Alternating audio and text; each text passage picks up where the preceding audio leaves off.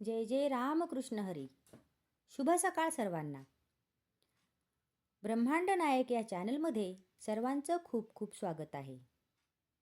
365 दिवसांच्या प्रवचन मालिकेतील आजचा दिवस 5वा. आणि आज आपण पाहणार आहोत नामस्मरण व एकाग्रता. नामस्मरण करताना चित्त एकाग्र का होत नाही? त्याकरता काय करावे?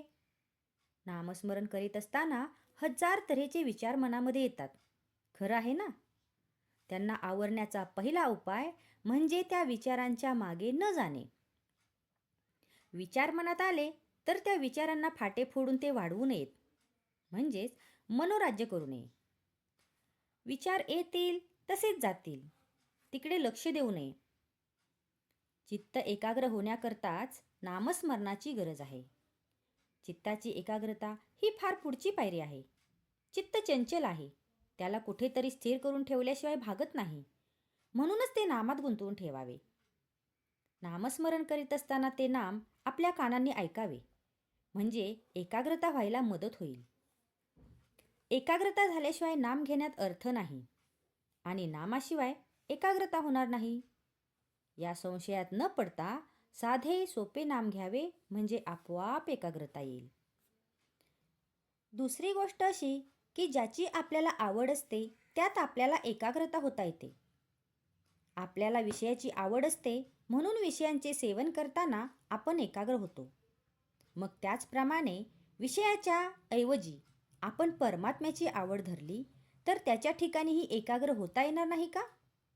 म्हणून आज विषयाची जितकी आवड आहे तितकीच देवाच्या प्राप्तीबद्दलही आवड ठेवावी, म्हणजे आपल्याला त्याच्या ठिकाणी एकाग्र होता येईल. एकाग्र होणे म्हणजे त्या ठिकाणी समरस होणे. मीठ पाण्यात टाकले म्हणजे ते पाण्याहून वेगळे राहते का? योग केल्याने एकाग्र होता येईल खरे, पण जोपर्यंत समाधी आहे तोपर्यंत ती एकाग्रता टिकेल. सर्वानुभूती भगवद्भाव पाहणे हेच खरे एकाग्रतेचे साधन. सर्व ठिकाणी तोच भरलेला आहे असे समजल्यावर द्वैत कुठे राहिले? आणि जिथे द्वैत गेले तिथे आपोआप एकाग्रता आलीच. अशी एकाग्रता साधते तीच खरी समाधी. मनुष्य अगदी एकटा असला किंवा एकांतात असला तरी आपल्या कल्पनेने तो अनेक माणसे आपल्या भोवती गोळा करतो. विशेषतः विद्वान लोकांना कल्पना जास्त असतात. तेव्हा कल्पना करायचीच तर ती भगवंताविषयी करूया. भगवंत हा दाता आहे, त्राता आहे, सुख देणारा आहे, अशी कल्पना आपण करूया. त्यातच खरे हित आहे.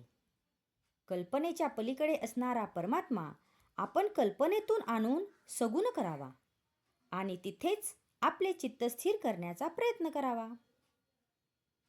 मन एकाग्र होत नसेल तर न हो, पण नामस्मरण सोडू नये. आजचा हा भाग तुम्हाला कसा वाटला हे कमेंट करून नक्की सांगा. कमेंटमध्ये लिहा जय जय रामकृष्ण हरी. आणि अशाच अधिक माहितीसाठी आपल्या ब्रह्मांड नायक या चॅनलला सबस्क्राईब करा आणि जास्तीत जास्त लोकांपर्यंत ही माहिती पोचवा. जय जय रामकृष्ण हरी.